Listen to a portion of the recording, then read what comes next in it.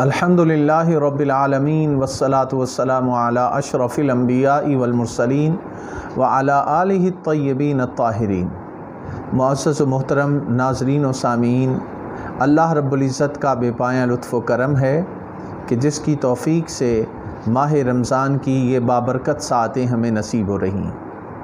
آج عنوان گفتگو کے طور پہ دعا کا معنی و مفہوم اور اس کی اہمیت و فضیلت قرآن و سنت کی روشنی میں کیا ہے، اس حوالے سے انشاءاللہ اللہ کی توفیق سے گفتگو ہوگی۔ دعا کا لفظ لغت میں پکارنے کے معنی میں استعمال ہوتا ہے، عبادت کرنا، مدد طلب کرنا، سوال کرنا وغیرہ۔ یہ مختلف معانی علامہ ابن منظور نے لسان العرب میں بیان کیے ہیں۔ تو جب ہم دعا کا لفظ بولتے ہیں تو اس سے اللہ کے حضور سوال کرنا اور اپنی معروضات اللہ کے حضور پیش کرنا، یہ وہ بنیادی چیز ہے جس کو یہاں پہ بیان کیا جائے گا۔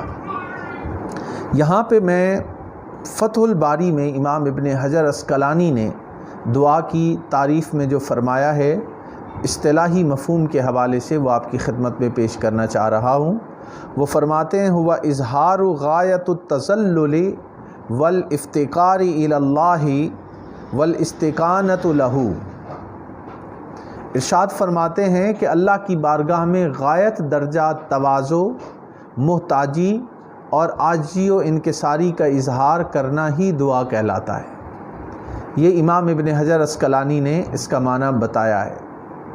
جب ہم مختلف علماء اور صوفیاء کی کتب کا مطالعہ کرتے ہیں تو دعا کے مفہوم کو وہ کہتے ہیں کہ دعا حیا کی زبان کے ساتھ اللہ تعالیٰ کے سامنے آنے کا نام دعا ہے، اور بعد نے کہا کہ دعا گناہوں کو ترک کر دینے کا نام ہے۔ دعا محبوب سے ملاقات کے لیے اشتیاق کی ترجمانی ہے۔ دعا محبوب حقیقی سے ایک قسم کی باہمی پیغام رسانی ہے۔ جب تک یہ سلسلہ قائم رہے تب تک معاملہ ٹھیک رہتا ہے۔ یہ دعا کا معنی و مفہوم ہے۔ اور جب ہم دعا کی اہمیت و فضیلت کے حوالے سے جائزہ لیتے ہیں تو انسان پریشانی کے عالم میں یا خوشی کے عالم میں بھی بعض اوقات اللہ رب العزت کے حضور اپنی التجائیں پیش کرتا ہے۔ اس کا نام دعا ہے۔ اور موسٹ آف دا ٹائم جب انسان پہ عافیت کا وقت ہوتا ہے، وہ خوشی کی زندگی گزار رہا ہوتا ہے، تو بالعموم رب تعالیٰ کی یاد کم آتی ہے۔ لیکن جب پریشانیاں انسان کو گھیر لیتی ہیں، دکھ اور مصائب اور آلام انسان کے دائیں بائیں ہر طرف سے اس کو گھیر لیتے ہیں، تو اس وقت پھر دعا انسان اللہ کے حضور دل سے کرتا ہے اور اللہ تعالیٰ کی بارگاہ سے اس دعا کو مقبولیت بھی ملتی ہے۔ قرآن مجید میں بے شمار مقامات پر دعا مانگنے کی ترغیب دلائی گئی ہے، اور اللہ تعالیٰ نے اس حوالے سے قرآن مجید میں فرمایا وَإِذَا سَأَلَكَ عِبَادِي أَنِّي فَإِنِّي قَرِيبٌ أُجِيبُ دَعْوَةَ الدَّاعِ إِذَا دَعَانِ فَلْيَسْتَجِيبُوا لِي وَلْيُؤْمِنُوا بِي لَعَلَّهُمْ يَرْشُدُونَ۔ ارشاد فرماتا ہے اللہ رب العزت، اے حبیب مکرم صلی اللہ علیہ وآلہ وسلم، جب میرے بندے آپ سے میری نسبت سوال کریں تو بتا دیا کریں کہ میں نزدیک ہی ہوں، میں پکارنے والے کی پکار کا جواب دیتا ہوں جب وہ مجھے پکارتا ہے۔ پس انہیں چاہیے کہ میری فرما برداری اختیار کریں اور مجھ پر پختہ یقین رکھیں تاکہ وہ راہ مراد پا جائیں۔ وَإِذَا سَأَلَكَ عِبَادِي أَنِّي فَإِنِّي قَرِيبٌ أُجِيبُ دَعْوَةَ الدَّاعِ إِذَا دَعَانِ فَلْيَسْتَجِيبُوا لِي وَلْيُؤْمِنُوا بِي لَعَلَّهُمْ يَرْشُدُونَ۔ تو یہاں سے ہمیں یہ مفہوم پتہ چلتا ہے کہ انسان پختہ یقین کے ساتھ اللہ کے حضور دعا کرے تو وہ مراد کو پا جائیں گے، اللہ تعالیٰ ان کی دعا کو رد نہیں فرماتا۔ یہ تھی سورہ البقرہ کی آیت نمبر 186۔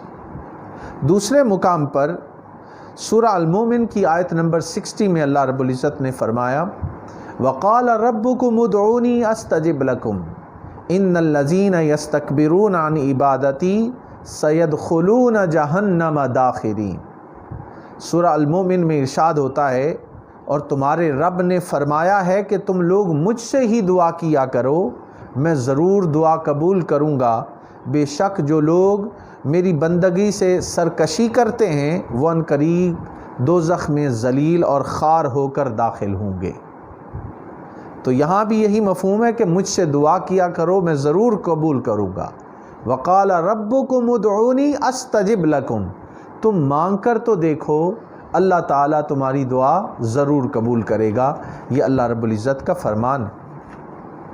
پھر ارشاد ہوتا ہے ایک اور مقام پر، امن یجیب المضطر اذا دعاہ ویکشف السوء ویجعلکم خلفاء الارض اِلٰہٌ مع اللہ قلیلا ما تذکرون، سورہ النمل کی آیت نمبر 62 ہے۔ بلکہ وہ کون ہے جو بے قرار شخص کی دعا قبول فرماتا ہے جب وہ اسے پکارے، اور تکلیف دور فرماتا ہے، اور تمہیں زمین میں پہلے لوگوں کا وارث و جانشیں بناتا ہے؟ کیا اللہ کے ساتھ کوئی اور بھی معبود ہے؟ تم لوگ بہت ہی کم نصیحت قبول کرتے ہو۔ تو یہاں بے قرار شخص کی دعا قبول فرمانے کے حوالے سے فرمایا، جب بے قراری آ جائے تو اپنے رب کو پکار لیا کرو، وہ تمہاری دعا ضرور سنے گا۔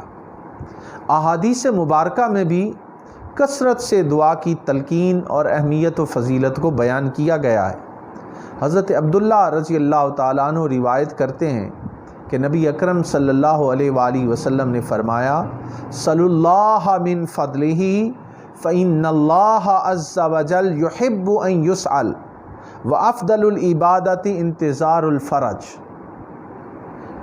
حضور علیہ الصلوۃ والسلام نے فرمایا کہ اللہ تعالیٰ سے اس کا فضل مانگو، بے شک اللہ تعالیٰ کو پسند ہے کہ اس سے مانگا جائے، اور بہترین عبادت صبر کے ساتھ فراخی کا انتظار ہے۔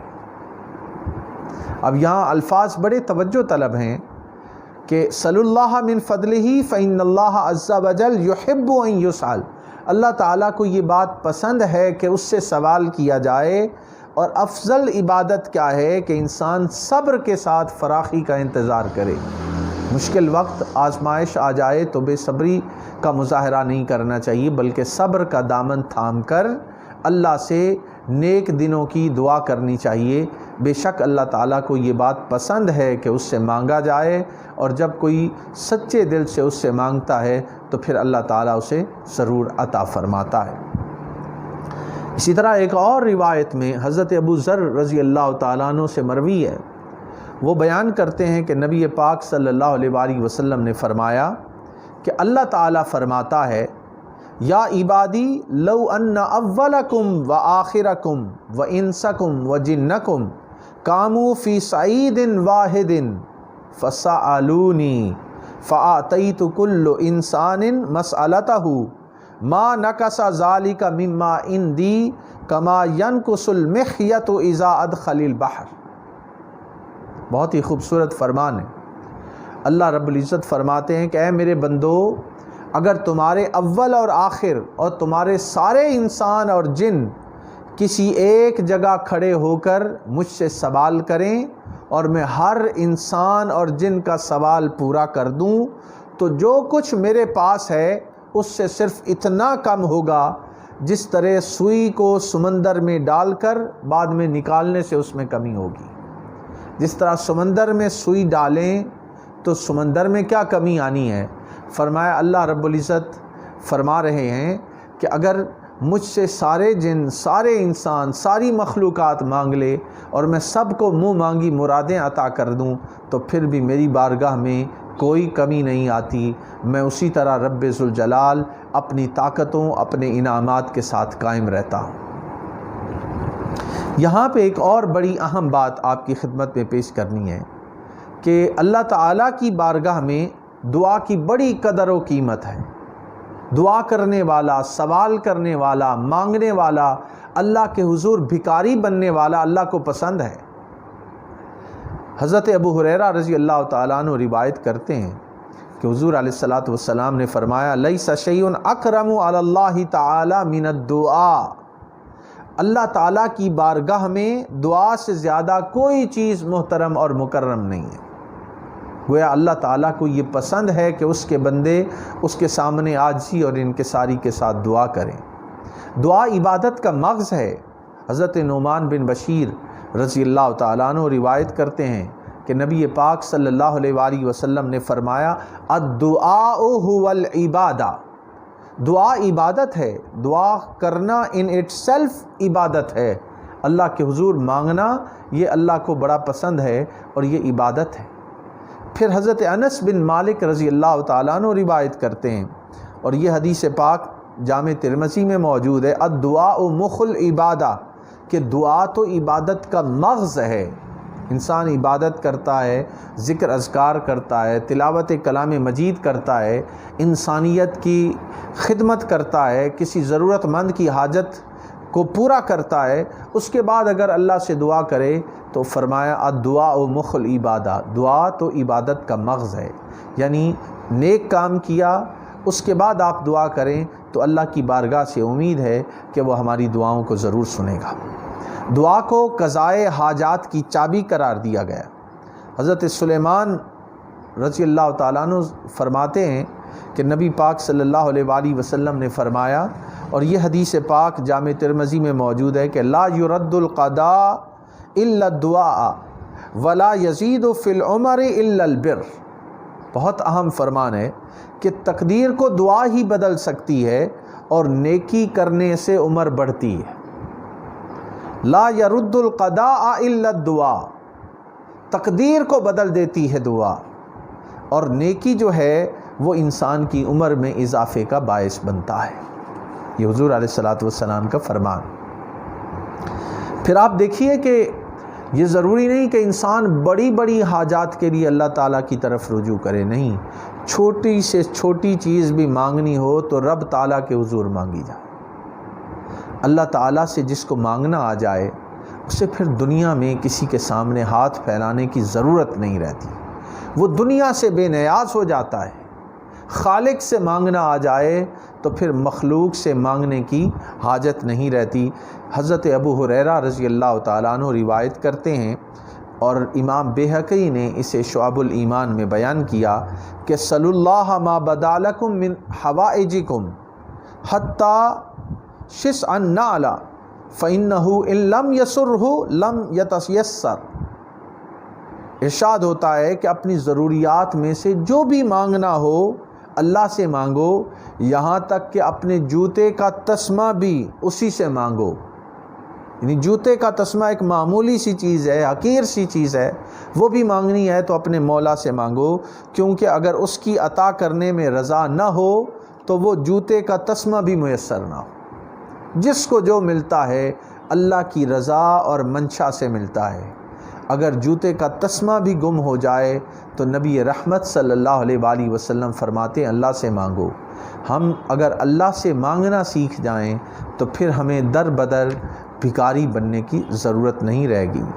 یہاں تک بھی فرمایا گیا، حضرت بکر بن عبداللہ بیان کرتے ہیں کہ نبی رحمت صلی اللہ علیہ وآلہ وسلم نے فرمایا صلی اللہ حوائجکم حتی الملح، اللہ تعالیٰ سے اپنی حاجات کا سوال کرو خواہ وہ نمک ہی کیوں نہ ہو۔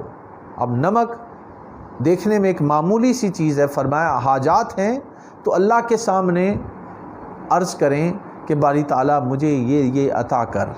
تو جو مانگنا ہے اللہ سے مانگنا انسان کو آ جائے تو انسان کی زندگی عافیت والی زندگی ہو جاتی ہے۔ ناظرین محترم، دعا شرک سے بچاؤ کا ایک ذریعہ بھی ہے۔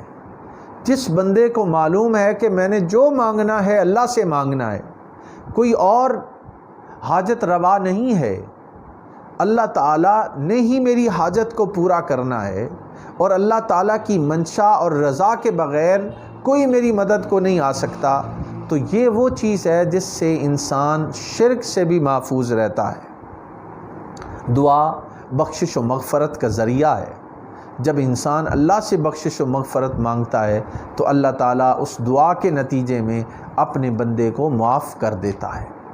یہ وہ چند چیزیں ہیں جو میں نے قرآن و حدیث کی روشنی میں دعا کی اہمیت اور فضیلت کے حوالے سے آپ کے سامنے